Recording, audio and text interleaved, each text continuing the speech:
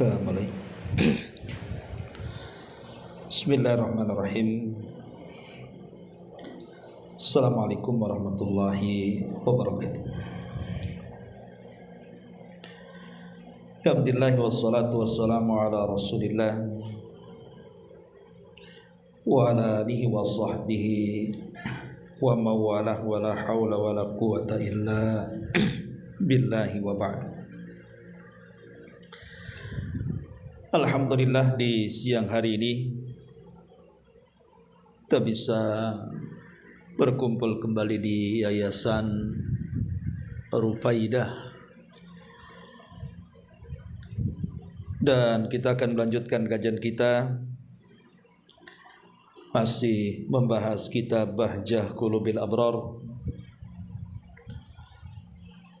membahas tentang kalam singkat dari Nabi sallallahu alaihi wasallam, namun syarat dengan makna dan pelajaran.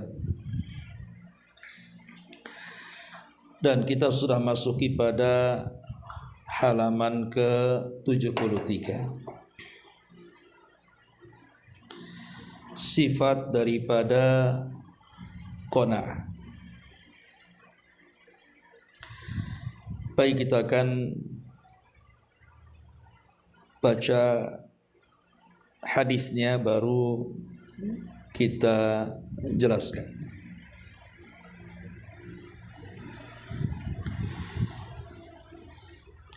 An Abdullah ibn Amr radhiyallahu anhuma, dari Abdullah ibn Amr, semoga Allah subhanahu wa ta'ala meridai keduanya.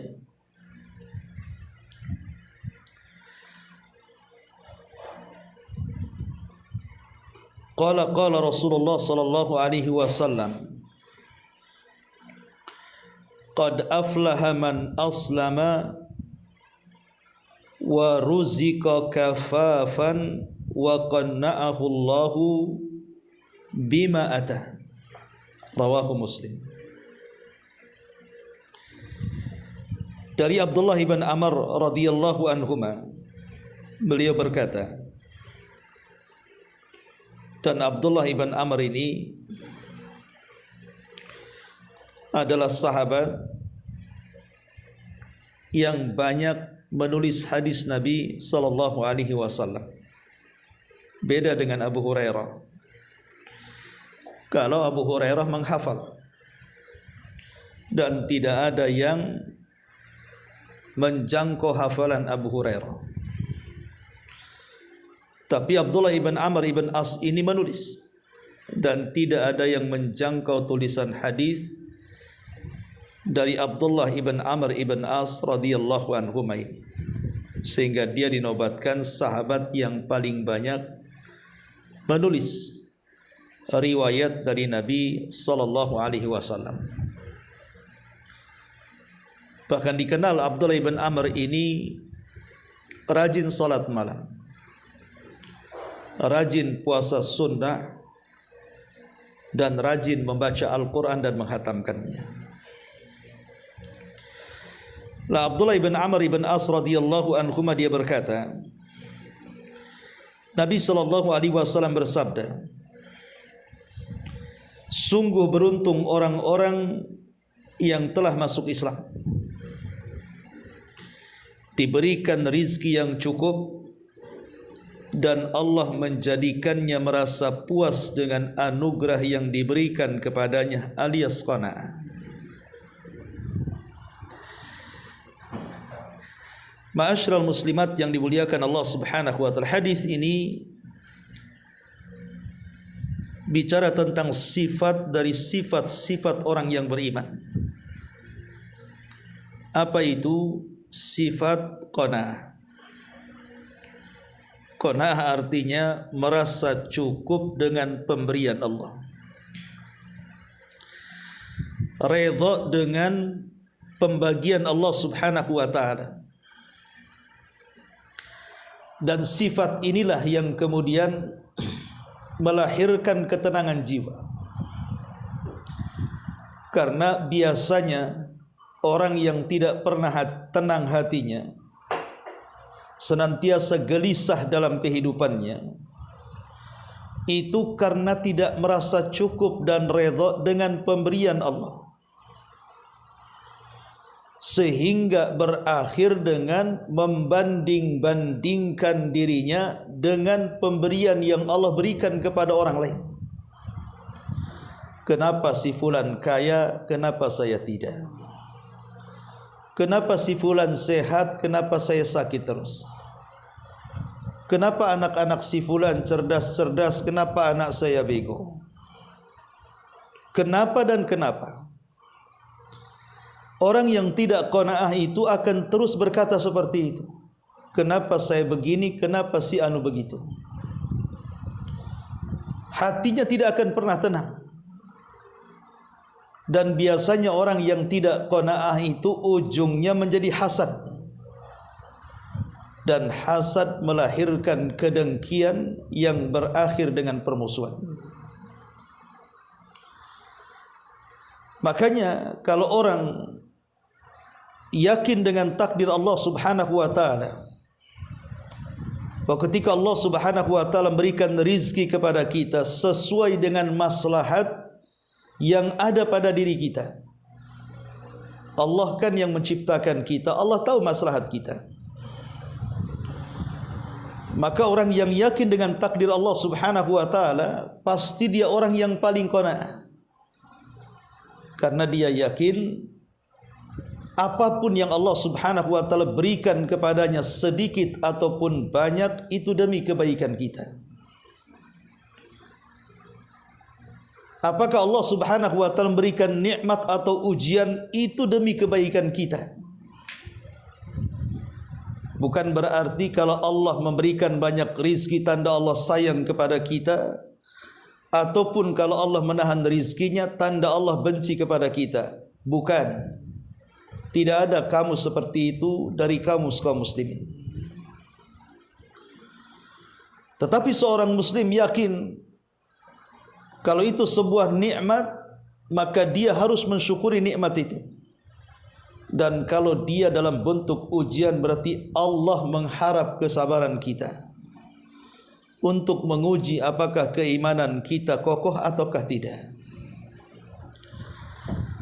Ma'asyiral muslimat yang dimuliakan Allah Subhanahu wa taala, qanaah ini, rela atau redha dengan pemberian yang Allah anugerahkan kepada kita, adalah akhlak yang penuh dengan keistimewaan. Apa saja keutamaannya? Pertama, qanaah ini menyebabkan seseorang akan diberikan keberuntungan dunia dia dan akhirat dia.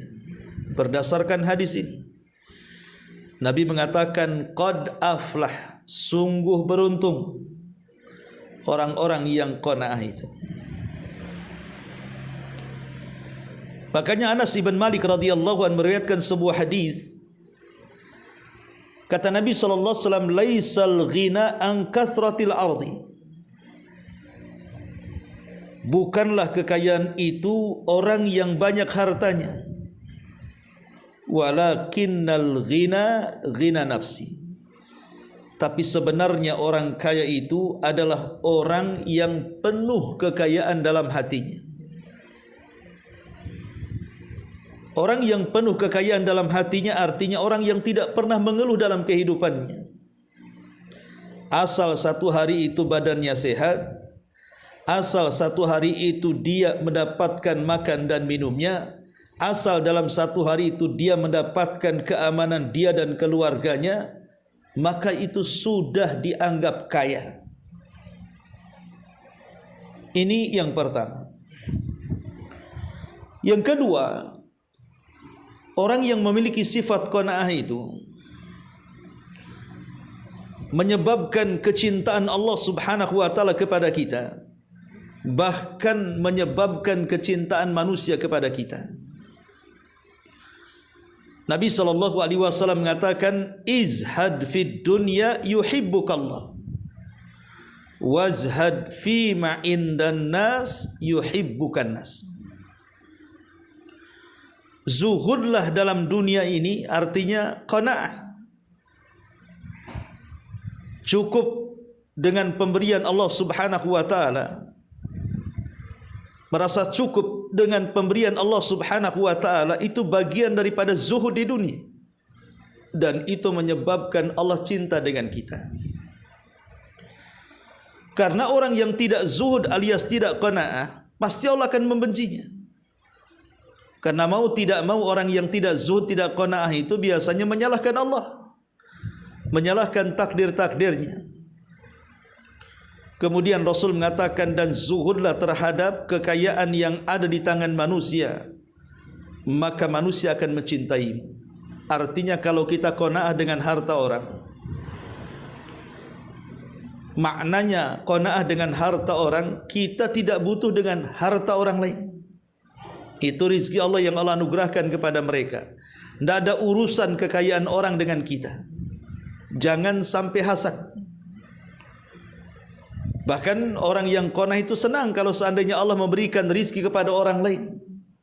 Dan dia mengatakan, segala puja dan puji bagi Allah yang telah menganugerahkan rizkimu kepada si fulan tetanggaku, tetapi ya Rabb, berikan juga rizki yang sama atau lebih dibandingkan yang kau berikan kepada dirinya.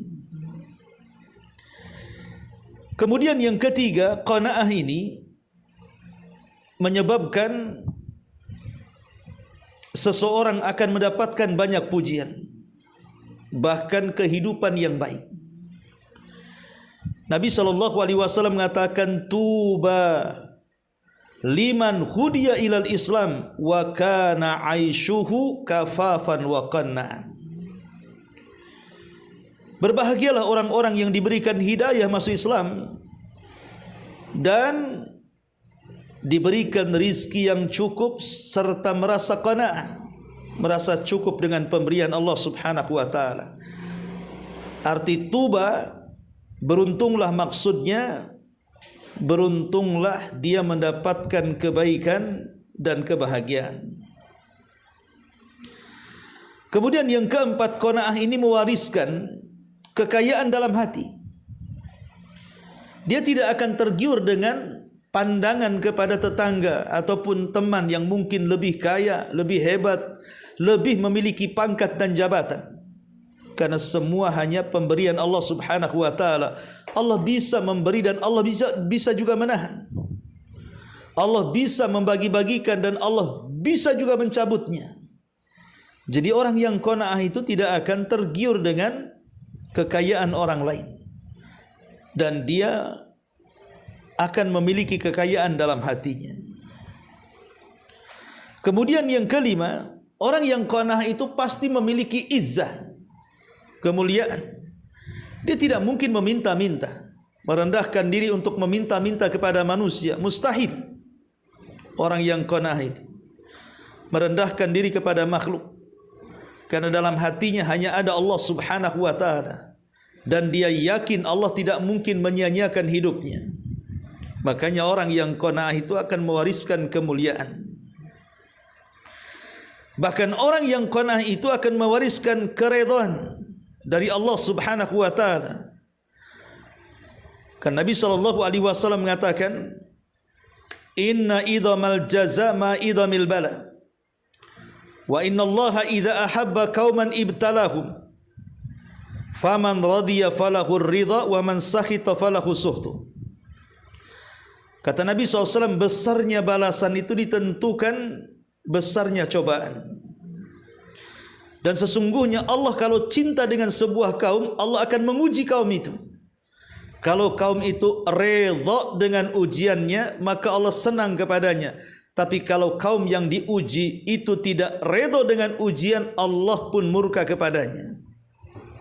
Lihat bagaimana Nabi SAW mengatakan, orang yang qanaah itu akan mendapatkan redha Allah Subhanahu wa taala. Kemudian juga yang nomor 7, bahwa orang yang qanaah itu biasanya menjadi hamba yang selalu bersyukur. Jadi orang yang qanaah itu biasanya menjadi orang yang paling bersyukur akan nikmat Allah Subhanahu wa taala. Nabi SAW pernah mengatakan di hadapan Abu Hurairah radhiyallahu an, "Ya Aba Hurairah, kun wari'an takun a'badan nas, wa kun qana'an takun ashkaran nas." Wahai Abu Hurairah, jadilah orang wara, sebab orang wara itu orang yang paling beribadah kepada Allah dari kalangan manusia. Dan jadilah orang yang qanaah, karena sesungguhnya orang yang qanaah adalah orang yang paling bersyukur akan nikmat yang Allah anugerahkan kepadanya. Bagaimana tidak bersyukur? Orang qanaah itu orang yang redha dengan pemberian. Sedikit ya dia mengatakan alhamdulillah ala kulli hal, banyak pun dia mengatakan alhamdulillahilladzi bi ni'matihi tatimmus shalihat. Dua-duanya baik, sedikit baik, banyak juga baik. Ataupun dalam bentuk nikmat juga dirasa baik, dalam bentuk ujian pun tetap dianggap baik. Karena dalam bentuk nikmat dia bisa mengambil pahala dengan syukur, dalam bentuk ujian dia bisa mengambil pahala dengan sabar, dan dua-duanya baik bagi orang yang qanaah. Kemudian yang nomor 8, orang yang qanaah ini biasanya akan mendapatkan keberkahan dalam rezeki.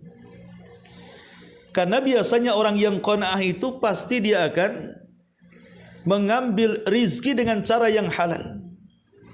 Tidak mungkin dia akan menyikut saudaranya untuk mengambil rizki saudaranya. Orang yang qanaah tidak mungkin sikut kanan kiri, sundul atas injak bawah untuk mengambil harta kekayaan orang dengan cara yang curang dan culas, mustahil. Makanya orang yang qanaah itu biasanya hartanya berkah. Hartanya penuh dengan keberkahan dari Allah Subhanahu wa taala. Ma'asyiral muslimat yang dimuliakan Allah Subhanahu wa taala, tapi sebaliknya, kalau orang jauh dari sifat ini, Bu, biasanya orang yang tidak qanaah itu tidak berkah hidupnya. Karena cenderung hasad, cenderung memperkaya diri tanpa tahu dari mana dia dapatkan rizki itu, apakah dari halal ataukah dari haram. Karena tidak pernah puas dengan pemberian Allah, sehingga dia akan terus-menerus mencari rizki tanpa melihat asalnya, halalkah haramkah, sehingga jatuh kepada perbuatan maksiat dan hilangnya berkah. Bahkan orang yang tidak qanaah itu memancing kemurkaan Allah, memancing kemurkaan Allah Subhanahu wa taala. Dan orang yang tidak qanaah itu memancing al-wa'idus syadid, ancaman yang keras. Sebagaimana Nabi SAW mengatakan, man sa'alan nas amwalahum takatsuran fa innama yas'al jamran falyastakil aw liyastakthir. Orang yang suka meminta-minta harta manusia hanya untuk memperbanyak kekayaannya atau menumpuk-numpuk dunianya, maka hakikatnya dia telah meminta bara api dari neraka. Silakan memperbanyak, menyedikitkan bara api atau memperbanyak bara api, kata Nabi. Karena orang yang tidak puas dengan pemberian akhirnya menjadi peminta-minta. Bahkan lebih daripada itu menjadi penipu. Bahkan lebih daripada itu menjadi koruptor. Dan begitu seterusnya. Sementara Nabi SAW mengancam di sini. Dan biasanya orang yang tidak qanaah itu tidak punya perasaan takut kepada Allah Subhanahu wa taala. Padahal Nabi SAW itu tidak takut umatnya karena sebuah kefakiran. Bukankah Rasul yang mengatakan, aku tidak takut kalian itu ditimpa kefakiran? Kata Nabi SAW, wallahi mal faqru ahsya alaikum. Demi Allah, kefakiran bukan aku takutkan terjangkit kepada umatku. Walakin ahsya an tubsatad dunya kama busitat ala man kana qablakum. Yang aku takutkan kalau seandainya dunia itu menimpa kalian sebagaimana menimpa umat sebelum kalian. Fatanafasuha kana kama tanafasal ladzina min qablikum fatuhlikakum kama ahlakathum. Kemudian kalian berlomba-lomba mengejar dunia, meninggalkan akhirat sebagaimana umat dulu mengejar dunia dan meninggalkan akhirat. Akhirnya Allah hancurkan kalian sebagaimana Allah telah menghancurkan umat sebelum kalian. Lihat Nabi SAW mengatakan, bukanlah kefakiran yang aku takutkan. Karena orang yang qanaah itu tidak takut dengan kefakiran. Orang yang qanaah itu tidak takut dengan kemiskinan. Karena sefakir-fakir manusia, semiskin-miskin manusia itu ada rizkinya yang tidak mungkin salah alamat dan tidak mungkin disempurnakan sebelum kematiannya. Maka dia akan bahagia dan yakin bahwa rizkinya tidak mungkin kemana. Ma'asyiral muslimat yang dimuliakan Allah Subhanahu wa ta'ala. Dan orang yang tidak qanaah itu biasanya cenderung mencari harta dengan cara yang haram.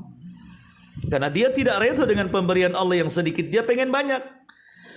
Akhirnya kemudian dia pun melakukan hal-hal yang menjerumuskan kepada yang diharamkan.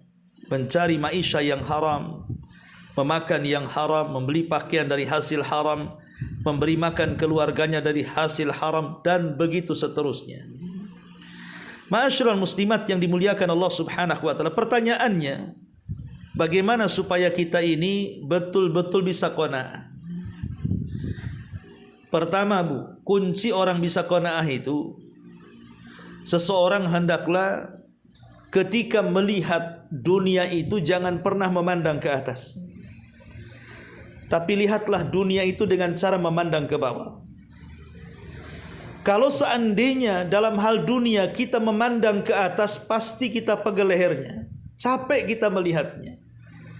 Karena pasti dia akan berangan-angan, kapan aku seperti dia, kapan rumahku seperti rumah dia, kapan kendaraanku seperti kendaraan dia, kapan pakaianku seperti pakaian dia, kapan seperti ini, seperti dia.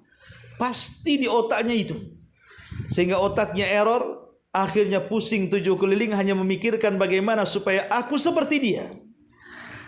Tapi kalau kita memandang ke bawah, Bu, kepada orang yang lebih fakir dibandingkan kita, lebih miskin dibandingkan kita, lebih rendah pangkat jabatan dibandingkan kita, kita akan lebih bersyukur bahwa ada orang yang lebih parah dibandingkan kita, ada orang yang lebih miskin dibandingkan kita, ada orang yang lebih susah dibandingkan kita, ada orang yang lebih memprihatinkan dibandingkan kita. Akhirnya dia bersyukur dan menjadi orang yang qanaah. Yang kedua, berdoa agar Allah Subhanahu wa ta'ala menganugerahkan sifat qanaah kepada kita, supaya kita tidak mudah hasad dengan pemberian Allah kepada orang. Minta kepada Allah Subhanahu wa ta'ala agar hati kita dibersihkan dari sifat rakus terhadap dunia dan tidak redha dengan pemberian Allah Subhanahu wa ta'ala. Yang ketiga, untuk supaya kita menjadi qanaah, cobalah mencari maisha itu cukup untuk diri dan keluarganya saja. Jangan melihat-lihat kepada orang lain. Jadi kalau seseorang mencari rizki, fokus kepada rizki yang dicarinya. Yang penting dia berdoa kepada Allah agar hari itu dia dapat uang dan bisa makan dia dan keluarganya. Jangan mengintip-ngintip hasil orang.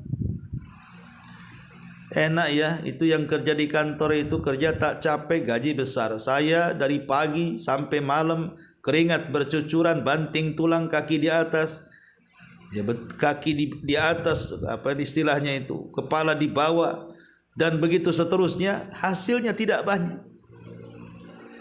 Kalau kemudian seseorang membanding-bandingkan hasil dia dengan orang, maka dia akan malas bekerja. Dan kalau dia malas bekerja, dia tidak akan mendapatkan rezeki. Maka fokuslah kepada pekerjaannya, jangan mengintip-ngintip pekerjaan orang. Kemudian juga yang keempat, cobalah berfikir tentang fadilah keutamaan yang akan diraih bagi orang yang memiliki sifat qanaah ini. Sebagaimana sudah dijelaskan tentang keistimewaan. Ma'asyiral muslimin yang dimuliakan Allah Subhanahu wa ta'ala. Disebutkan dalam sebuah riwayat dari Aisyah radhiyallahu anha, Kata Nabi sallallahu alaihi wasallam, "Ma syabi'a alu Muhammadin mundu qadimal madinata min ta'ami burri thalathi layalin tiba'an hatta qubidha." Tidak pernah keluarga Muhammad sallallahu alaihi wasallam sejak hijrah dari Mekah ke Madinah memakan nasi dari gandum selama 3 malam berturut-turut sampai meninggalnya Nabi sallallahu alaihi wasallam. Lihat, kehidupan Nabi sallallahu alaihi wasallam saja sangat memprihatinkan. Bahkan Aisyah pernah mengatakan bahwa Nabi sallallahu alaihi wasallam atau dapur Nabi sallallahu alaihi wasallam tidak pernah mengepul asap selama 3 bulan berturut-turut. Yang dimakan hanya kurma kering dan juga air mineral. Itulah kondisi Rasul yang qanaah, sayyidul qanaah, pemimpinnya qanaah. Hidupnya susah.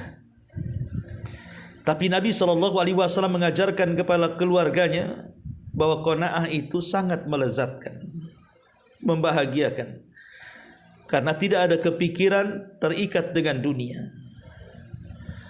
Ma'asyiral muslimat yang dimuliakan Allah Azza wa Jalla, bahkan Hasan Al-Basri rahimahullahu ta'ala, dia pernah masuk ke rumah istri si Nabi SAW di zaman Khalifah Utsman ibn Affan radhiyallahu an. Kemudian, sampai aku mampu menyentuh atap rumah istri si Nabi SAW. Saking pendeknya rumahnya, saking sempitnya, sehingga Hasan Al-Basri, seorang pemimpin tabi'in, menggambarkan betapa sederhananya rumah istri si Nabi SAW. Ma'asyiral muslimat yang dimuliakan Allah Subhanahu wa taala, bahkan kasurnya Rasul saja dari kulit. Bahkan Nabi SAW ketika meninggal tidak meninggalkan banyak harta. Kalaupun meninggalkan banyak harta, diwariskan kepada umatnya. Dari sini kita tahu bahwa sifat qanaah ini, Bu, adalah sifat yang sangat mulia. Kalau orang tersifati dengan sifat ini, yakin pasti bahagia, yakin pasti akan tenang dalam hidupnya. Kenapa? Karena hatinya tidak tersibukkan dengan dunia. Dia mengambil dunia itu secukupnya saja. Mali walid dunya, kata Rasul. Apa urusanku dengan dunia? Dunia ini hanya sebatas bekal bagi seorang musafir, kemudian duduk di bawah pohon, kemudian meninggalkan begitu saja. Jadi dunia ini ada batasnya. Ima dunia meninggalkan kita atau kita yang meninggalkan dunia. Ma'asyiral muslimat yang dimuliakan Allah Azza wa Jalla, ini sebagai muqaddimah. Baik, kita akan baca syarah daripada pengarang. Perhatikan bukunya. Setelah kemudian pengarang membawakan hadis tentang keutamaan qanaah, kata beliau, Nabi SAW menetapkan adanya keberuntungan bagi orang-orang yang terkumpul padanya sifat qanaah. Sifat qanaah. Hal ini karena pada 3 hal, maksudnya 3 hal itu, seseorang masuk Islam, diberikan rezeki cukup dan diberikan sifat qanaah. Hal ini karena pada 3 hal tersebut terkumpul kebaikan dunia dan akhirat. Sesungguhnya seorang hamba apabila diberi hidayah berupa agama Islam, yang merupakan agama Allah, satu-satunya agama yang diterima di sisi Allah, dan merupakan sumber kemenangan dan adanya pahala dan keselamatan dari azab, ini sebuah nikmat. Jadi yang pertama, hidayah Islam. Hidayah Islam itu adalah hidayah terbesar yang Allah anugerahkan kepada kita. Karena minimalnya orang kalau masuk Islam, Bu, sekalipun masuk neraka tidak akan dikekalkan di dalamnya.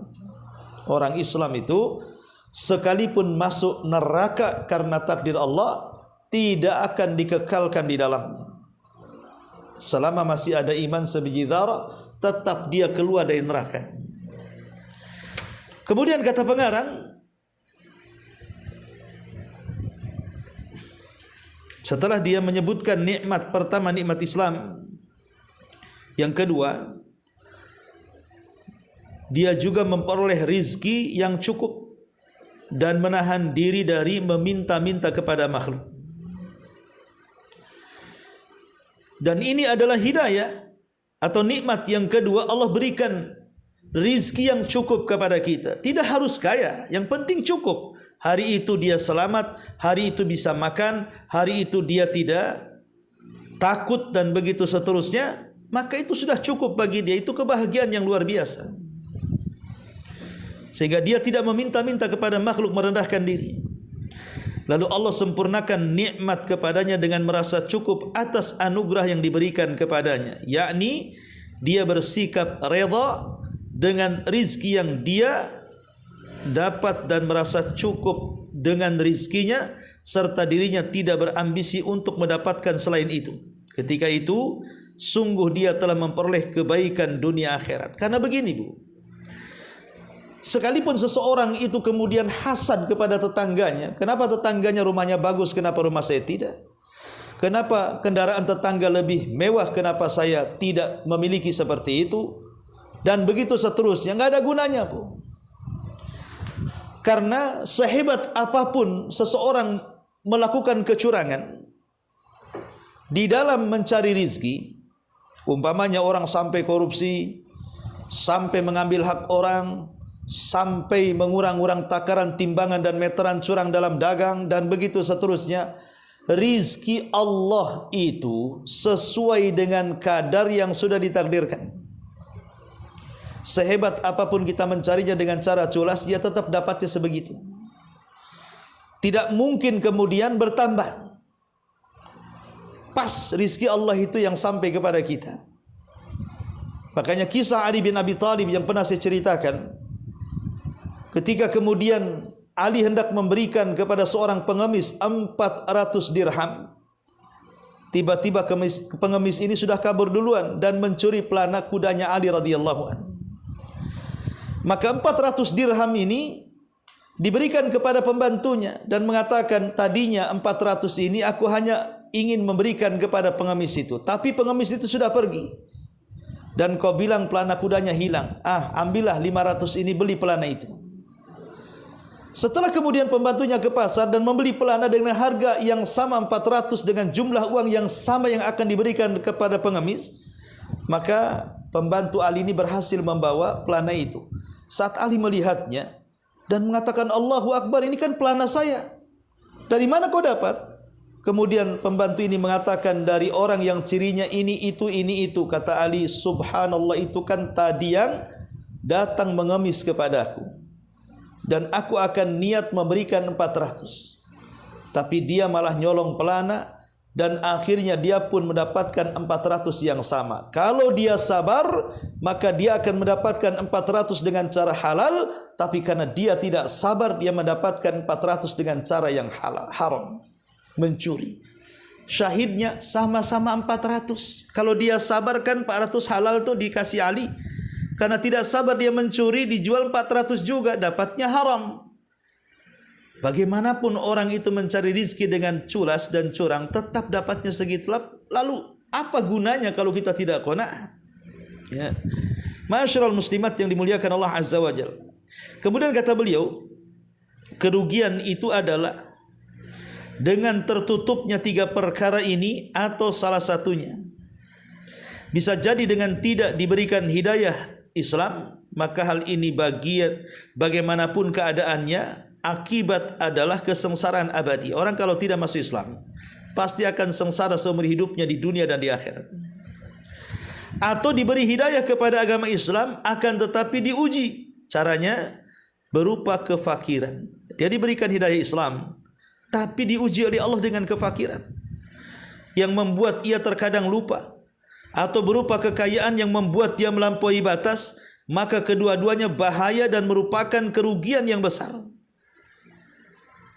Atau bisa jadi yang ketiga, dia memperoleh rizki yang cukup, baik rizki yang luas ataupun sempit, akan tetapi dia tidak merasa puas dengan rizki itu.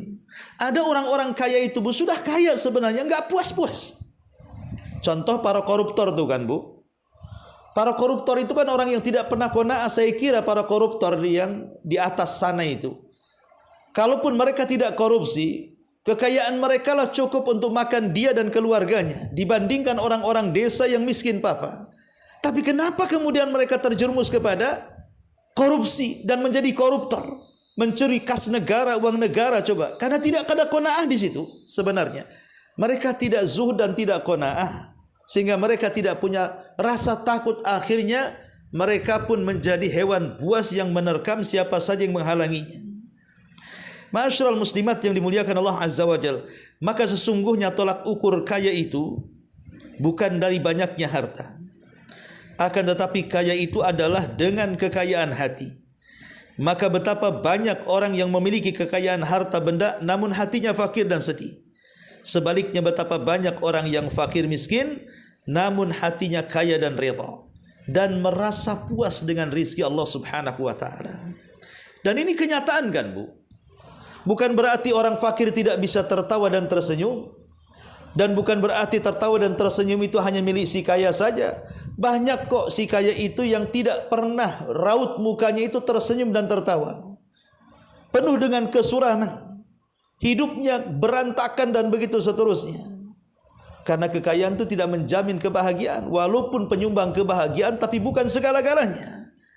Makanya kemudian di sini kata pengarang, maka orang yang mantap pendiriannya apabila dunia sempit baginya, maka jangan sampai terkumpul pada dirinya dua kesempitan sekaligus, yaitu antara kesempitan dan kefakiran dunia, dengan kefakiran dan kesedihan hati. Namun mestinya sebagaimana yang dia berusaha memperoleh rezeki, maka dia juga harus berusaha meraih kelapangan dan ketenangan hati. Wallahu a'lam. Maka kalau Allah takdirkan kita ini tidak kaya, jangan pula kita ini hati kita sedih. Itu namanya musibah kuadrat namanya. Sudah miskin, hatinya sempit lagi, tidak qanaah. Itu kan dua kali rugi. Kalau memang Allah takdirkan kita ini fakir miskin, minimalnya hati yang kaya lah. Nerima dengan apa pemberian Allah Subhanahu wa taala. Ini sudah miskin hartanya, miskin pula hatinya, makin tersiksa lah hidupnya. Kalau masih kaya hartanya, miskin jiwanya, masih mendinganlah dengan kekayaannya dia bisa menikmatinya. Tapi kalau dua-duanya, miskin hati, miskin harta, ini kuadrat ini, ya, dia tidak akan mendapatkan kebahagiaan selamanya dunia dia dan akhirat dia. Wallahu a'lam. Ini adalah di antara sifat qanaah yang diajarkan Nabi sallallahu alaihi wasallam kepada kita. Baik, sebelum saya tutup, silakan kalau memang ada pertanyaan kita persilahkan.